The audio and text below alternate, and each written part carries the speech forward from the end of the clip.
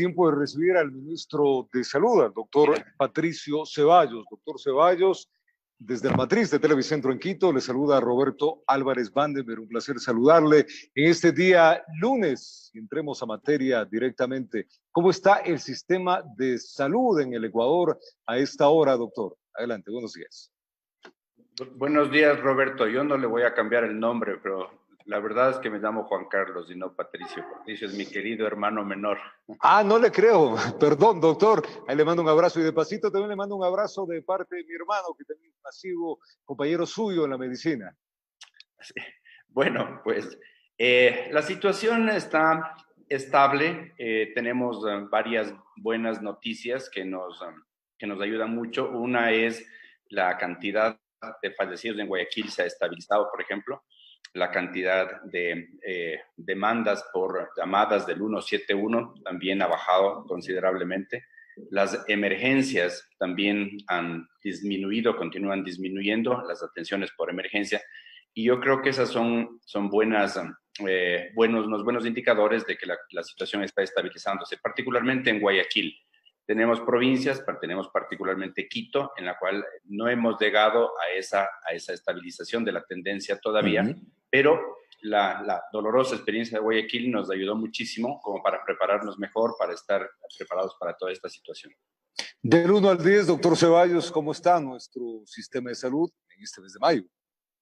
Perdóneme, no le escuché bien la pregunta. Del 1 al 10, doctor Ceballos, ¿cómo le calificaría? Del 1 al 100, nuestro sistema de salud, luego de los problemas que hemos tenido, ¿y estamos listos para un posible rebrote quizás? Yo diría que sobre 7, sin darle un número, pero yo creo que existen todavía cuestiones que se tienen que ir corrigiendo. Estamos aprendiendo día a día, pero como le digo, estamos preparados como para volver, hemos estado anticipando a recibir un nuevo brote. Esto va a ser, de lo que pensamos, de lo que hemos visto, de la experiencia, brotes pequeños que son manejables dentro del sistema de salud que tenemos. ¿Es real esto del nuevo rebrote? ¿La población tiene que estar pendiente de esto, no relajarse? Es real, pero en una magnitud muchísimo menor de la que ocurrió. Un rebrote como el que vimos en Guayaquil las primeras semanas del mes pasado, eso no va a ocurrir. Sería extremadamente raro. Más bien, siguiendo la lógica y siguiendo las experiencias de lo que nosotros hemos obtenido y visto en otros países, van a haber brotes pequeños, como le digo, manejables dentro de lo que es la condición sanitaria del país, en términos de talento humano, en términos del número de camas de hospitalización, en términos del número de unidades de cuidados intensivas, la disponibilidad de ventiladores y sobre todo porque ahora se ha activado todo el sistema de atención primaria de salud, el médico de barrio particularmente. La Federación Ecuatoriana, la Federación Médica Ecuatoriana ha advertido que hay un mal manejo por parte de las cifras de los fallecidos que no concuerdan, doctor. ¿Qué ha sucedido con esto? Mire, ahí hay una mala interpretación, una interpretación que es errónea, y déjeme explicarle por qué. Hay diferencia entre lo que se llama la tasa de mortalidad, que casi siempre se calcula por 100.000 habitantes. Y en este caso, hay un aumento muy alto, muy considerable, de los fallecidos, particularmente en la provincia de Guayas, de manera específica en la ciudad de Guayaquil, en la que hay 6.000-7.000 fallecidos adicionalmente a lo que se hubiera esperado en el 2018-2019, en la misma época del año. Cuando uno está en esta pandemia, tiene que decir que estas muertes son probablemente atribuibles a esa situación, a la situación de la pandemia, a la enfermedad COVID-19. Ese es el un punto. Sin embargo, hay varias indicaciones que nos dicen que también hay un número considerable de casos de dengue que probablemente causaron el problema también y añadido. Es por eso que nosotros estamos haciendo un estudio retrospectivo muy minucioso, caso por caso, inclusive haciendo las autopsias verbales a los deudos de aquellas personas que lamentablemente fallecieron, para que nosotros podamos saber exactamente cuál fue la causa de la muerte. Ese es un caso, esa es la mortalidad que se hace casi siempre por 100.000 habitantes. La otra es un porcentaje que se llama la tasa de letalidad, y que es de aquellas personas que tienen un diagnóstico positivo de uno de los tests, particularmente el PCR, que usted ha oído, de los casos que se consideran como positivos, ese porcentaje, ¿cuántos porcentajes mueren? Y entonces estamos entre un 3-4%.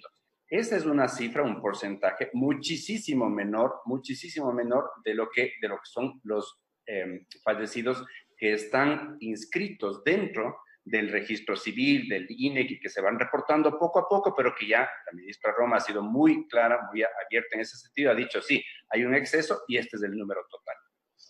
Ahora, doctor, ¿cómo explicar? Perdone que le insista en esto.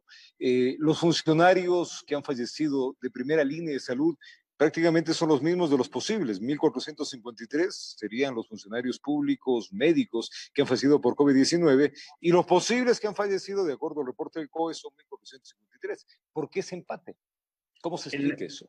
De lo que yo tengo conmigo el personal del Ministerio de Salud Pública y el 30 de abril se registran 43 casos de fallecimiento, ¿no?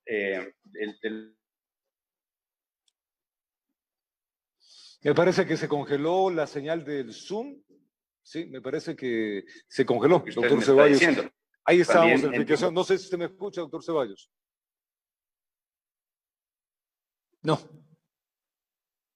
Parece que tenemos un pequeño problema de retraso de la señal que se está realizando. Estas cosas suceden, la demanda, hemos dicho, la demanda es amplia ahora de Internet y claro, hay momentos picos como este, la población está comenzando nuevamente a laborar a través del teletrabajo y claro, este tipo de situaciones a momentos pues se dan. Vamos a hacer los ajustes del caso, retomamos la pregunta con el doctor Ceballos y ya venimos, estamos con el doctor Juan Carlos Ceballos, es el ministro de Salud, hablando justamente de la emergencia sanitaria en nuestro país. Luego de ajustar el tema técnico, doctor Ceballos, mil disculpas. El Internet nos juega este tipo de pasadas y es obvio, también se está ajustando por parte de las empresas proveedoras las demandas que se tienen y las demandas que de ahora en adelante se tendrá con estos procesos de teletrabajo, de teleentrevistas, en fin, nos hemos adelantado un poco más a la era que tenemos que haber entrado hace mucho tiempo. Nos quedamos en los datos, doctor Ceballos, habíamos dicho, usted me hizo una amplia explicación del tema de la preocupación que tiene la Federación Médica Ecuatoriana y yo le había hecho una contrapregunta referente a estos datos del COE que un poco a uno le dejan preocupado, ¿no?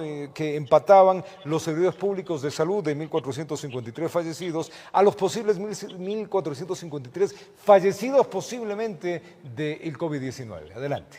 Sí, me parece una coincidencia rara porque yo estoy viendo frente a la pantalla de este momento el último detalle que corresponde al 30 de abril, en la cual nosotros tenemos desafortunadamente 43 casos de fallecimiento. El otro número me parece completamente fuera de cualquier dimensión.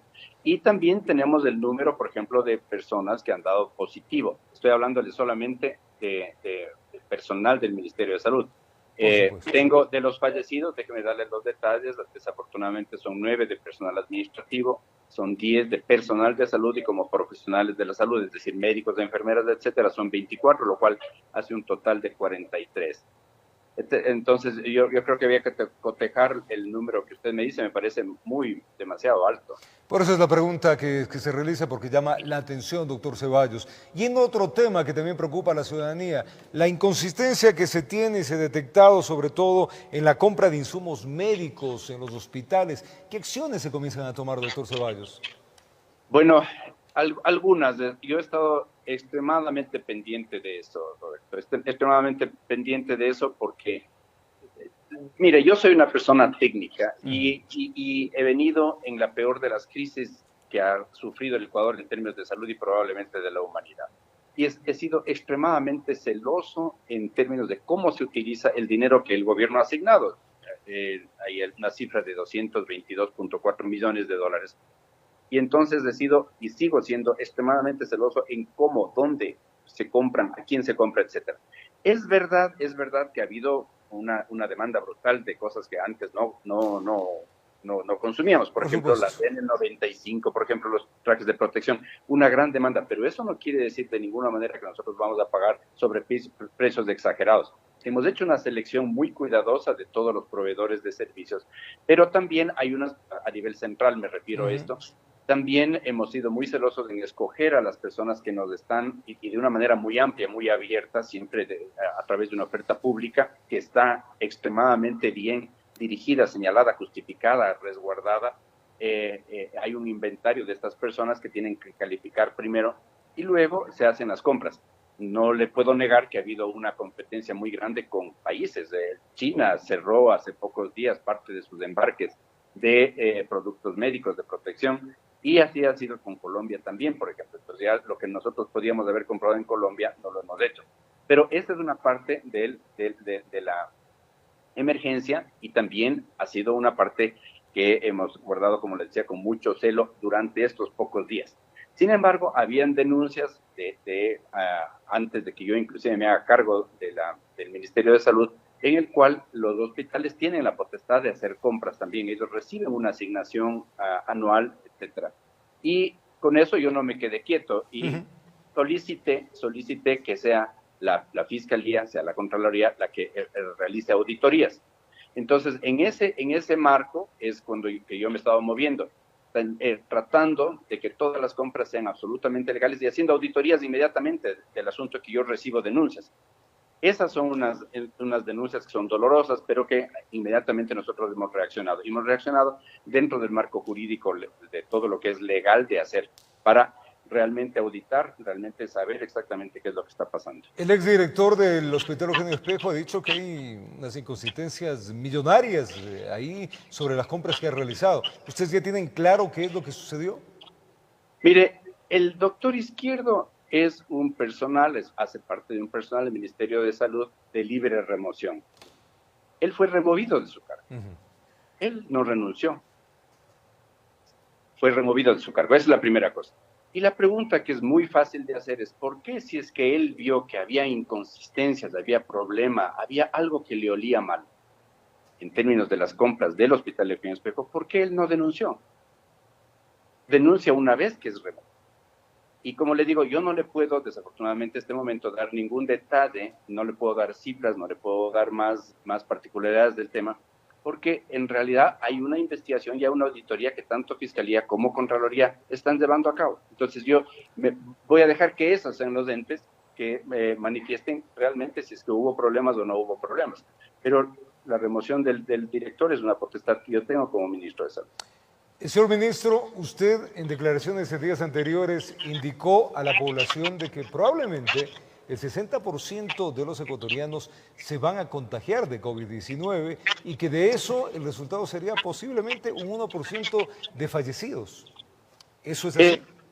Es verdad y me mantengo en la misma posición. De todas maneras, esta no es algo que nosotros hemos comprobado acá. En el Ecuador, como usted comprenderá, el 60% es un porcentaje, es simplemente una proyección que tiene un margen de error, etcétera. Hay gente que habla de hasta del 80%. Y la cuestión importante, Roberto, es a los 120 días. Esto es en base a lo que sucedió en China y en algunos países asiáticos que dicen, mire, entre 60, 70, 80% de la gente va en un plazo determinado a contaminarse. Esa es una proyección que se hace. Ese es un 60% de la población. Habría que hacer algunos ajustes ahí en ese 60% si hablamos de los 10 millones de ecuatorianos, por ejemplo, en el que solamente son de 20 años en adelante, porque los niños, los jóvenes, se contaminan y se contagian muy poquito. Entonces habría que hacer ese ajuste. Este 60%, de ese 60% y que he manifestado en varias veces, 8 o 9 de cada 10 de esas personas, de ese 60%, van a estar asintomáticas o van a tener síntomas muy leves que no van a necesitar nada. Sin embargo, hay un porcentaje que va a necesitar ir al hospital y por eso estamos preparados, estamos preparándonos, continuamos todo el tiempo preparándonos para tener talento humano, camas, etcétera. Ahora, de eso hay un porcentaje muy pequeñito, que es el 1%, y no quiero, como se ha dicho en algunos medios de comunicación, minimizar el dolor de una muerte. No puedo, no quiero hacer eso. Sin embargo, en el contexto general, sí es un número pequeño comparado con los 10 millones de habitantes. Entonces, esas dos, ¿cómo se llama? Apreciaciones, yo creo que es importante realizarlas. De cualquier manera, doctor Ceballos, estamos hablando de una mortandad de ciento y pico de miles de personas en el Ecuador, No, ¿no? no, es ¿Sobre alrededor, cómo será? es menos de 20.000 personas, son 18.000 personas. Ahora, 18.000, si hacemos las cuentas de ese 60% que está sintomático y ese sintomático que va al hospital, etcétera, el número se reduce no por de 100 ni son cerca de 100, sino más bien es cerca de 20.000. Pero también hay otro señalamiento que es importante de hacer. De nuevo, es una proyección con errores y eso no toma en cuenta todas las medidas de aislamiento que hemos hecho como Ecuador, que fueron muy oportunas al principio, inclusive antes de que yo me haga cargo del ministerio, y que han frenado eso. ¿Cuál es el número? Como le decía yo, en la ciudad de Guayaquil en particular, son en alrededor de 7.000. No le puedo dar aproximadamente 7.000, no le puedo dar una cifra exacta porque eso va cambiando día a día. Pero el exceso de muertes debe ser atribuido, como le digo, a coronavirus y por esa razón se tiene que señalar con mucha precisión. Esos son los números de fallecimientos que están registrados en el registro civil y que están subidos en el INEC. Eso es clarísimo. Es válida la aclaración, doctor Ceballos, porque también da a confusión. Y lo que usted acaba de decir también es bueno que la población sepa. Hay un rebrote pues, de varios, en este caso, pandemias que se tenían anteriormente, pues, y eso también, la sintomatología es muy similar en la costa de nuestro país, el dengue, la chikungunya, y eso también puede confundir a los médicos, doctor. Absolutamente. Por eso, como le decía al principio de la entrevista, es importantísimo hacer esta distinción.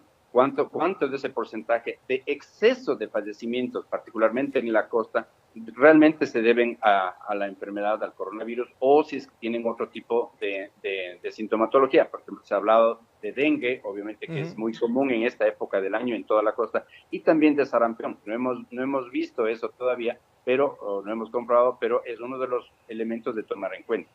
Doctor Ceballos, ¿cómo se está perfilando la curva del COVID-19 en este mes de mayo? Y esto es importante que la ciudadanía sepa. ¿Qué ciudades? Ustedes ya deben tener claro eso. ¿Qué ciudades serán las más golpeadas?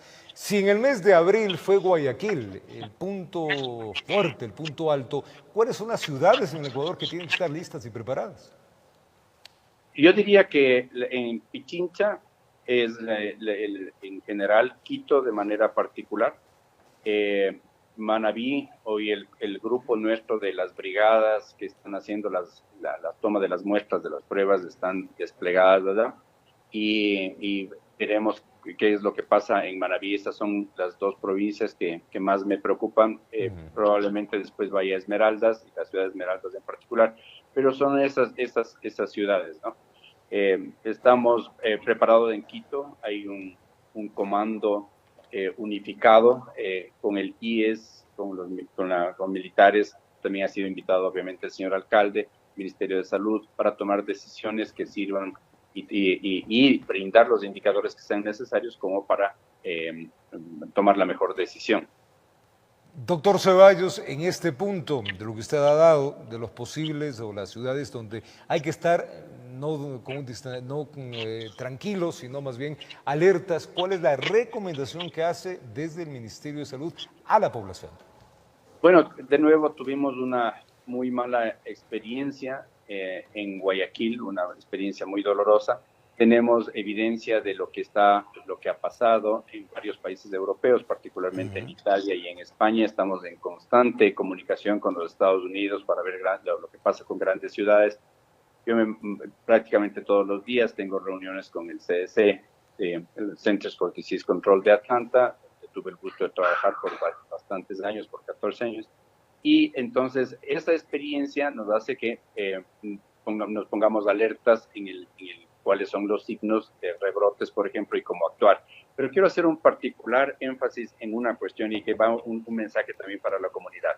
Hemos reactivado el sistema de atención primaria de salud y el médico del barrio en 1.950 unidades operativas del país. Son 1.950.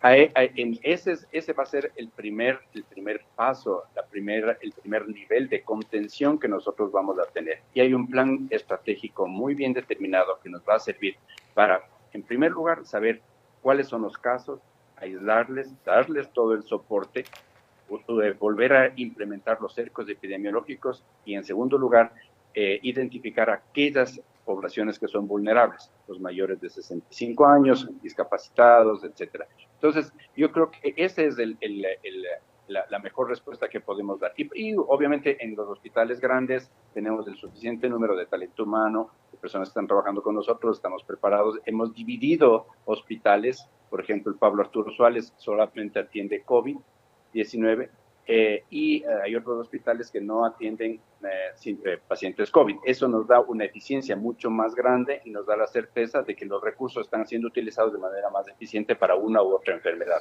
Doctor Ceballos, nada más para terminar la idea, en cada una de las unidades operativas, cuando es posible y cuando es el caso y la infraestructura lo da, tenemos inclusive flujos de entrada diferentes en centros pequeños a nivel del barrio para que COVID sea atendido de una manera y con personal completamente distinto al otro personal que está viendo las enfermedades o las situaciones de salud usuales, partos, trauma, etc.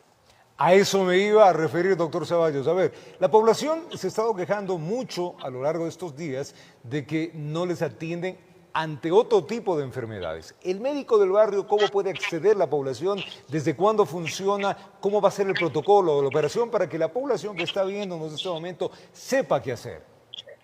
Algunas cuestiones que son importantes, ¿no? Primero, no va a haber distinción entre si usted es un paciente del IES o no es un paciente del IES. Perfecto. Esa es una cuestión que usted tiene que acudir independientemente al sitio más cercano. Esto hace que nosotros estemos preparados. Esa es la primera. Segundo, se han determinado, como les decía, si es que es muy pequeñito el subcentro de salud, por ejemplo, el centro de salud es muy pequeño, horarios para atender pacientes COVID y pacientes no COVID. El médico de barrio y los líderes comunitarios van a trabajar en la comunidad para atender todas esas demandas. Seguimos dando las vacunas. Mire que uno de los hospitales que no es COVID y que se centralizó en el hospital de Carcelén en Quito, el traumatismos, por ejemplo, y politraumatismos, todo lo que es ortopedia y traumatología, ha atendido como 180 atenciones en estos días. Entonces estamos preparados para eso. Doctor Ceballos, hay una página web, ¿cómo puede acceder la población al médico del barrio? ¿Hay un número telefónico? ¿Cómo es la operatividad de esto? La primera cuestión es que las comunidades conocen dónde está localizado el centro de salud. Estamos hablando de las poblaciones pequeñas. Pero sí, a través de nuestra página de salud se puede inmediatamente canalizar eso y los médicos de barrio y los líderes comunitarios van a estar en constante comunicación con la comunidad. Hay algunos médicos y operarios de la salud, doctor, y enfermeras que se han quejado de que no les llegan los insumos, que no pueden trabajar de esa manera. ¿Usted qué les diría? ¿Ya están solventado esto? Hemos estado solventándolo esto desde el primer momento. Una de las preocupaciones más grandes que yo tenía, y hay una frase que se ha repetido, es proteger a quienes nos protegen. Sin duda. Pero mire, tengo también frente a mí las estadísticas. Estamos en términos de los equipos de protección personal aproximadamente por 2 meses y no hemos bajado la guardia para seguir comprando y seguir viendo los mejores ofertantes y ver en qué tiempo nos pueden entregar eso. Y de todo lo que son, por ejemplo, las mascarillas, los respiradores de N95, tenemos aproximadamente para 1 mes. Obviamente, esto va a cambiar de ciudad a ciudad y de sitio a sitio. Porque si es que yo tengo un equipo médico que está atendiendo pacientes con COVID, va a tener necesidad de un reciclaje o de una demanda mayor de N95 que un centro que no utiliza que no ve ese tipo de pacientes y por lo tanto va a disminuir. Pero déjeme darles cifras, por ejemplo, guantes de examinación de látex de todas las tallas tenemos 13.530.093, mascarilla quirúrgica estándar 2.557.000. Los trajes de protección tipo 1 y 2, todas las tallas, 11.798. Y este es un corte al 17 de abril.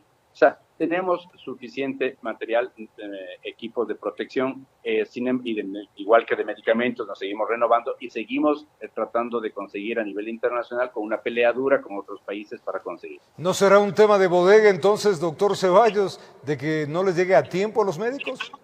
No, la distribución está hecha, mire, antes de manera diaria. antes de las 8 de la mañana yo recibo diariamente en cualquier hospital el stock, el inventario que haya esa mañana. Obviamente las cifras pueden cambiar un poquito porque la enfermera que Sí, claro. utilizó más, etcétera, etcétera. Inclusive con camas eso puede variar. Pero recibo todo el tiempo esa información. Y esa es la información que nosotros utilizamos para hacer la ubicación o la redistribución de los trajes. También, miren, nos hemos apoyado, por ejemplo, en la OPS, para un programa que permite a cada hospital, a cada gerente de hospital, hacer un cálculo del uso, de acuerdo al histórico, para la proyección de los siguientes días, de las siguientes semanas.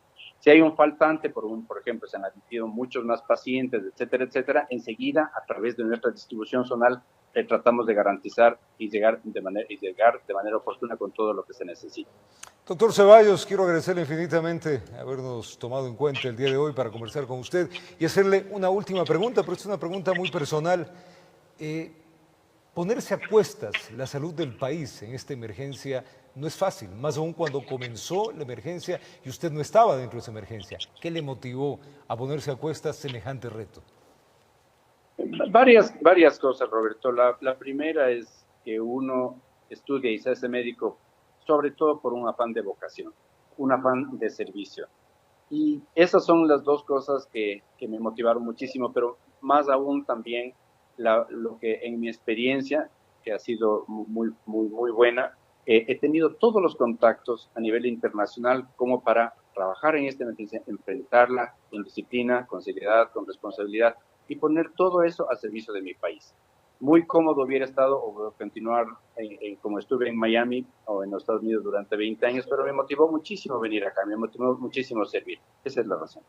El servir, esa es la razón fundamental de los médicos. Le mando un abrazo grande, doctor Ceballos, y a través de ese abrazo a todos los médicos que hoy día están luchando justamente ante esta pandemia. Así que la salud está con usted, doctor. Muy amable. Gracias, Roberto. Igual para usted. Muchas gracias. El ministro de Salud acá, conversando un poco sobre esta emergencia sanitaria. Nosotros continuamos con más.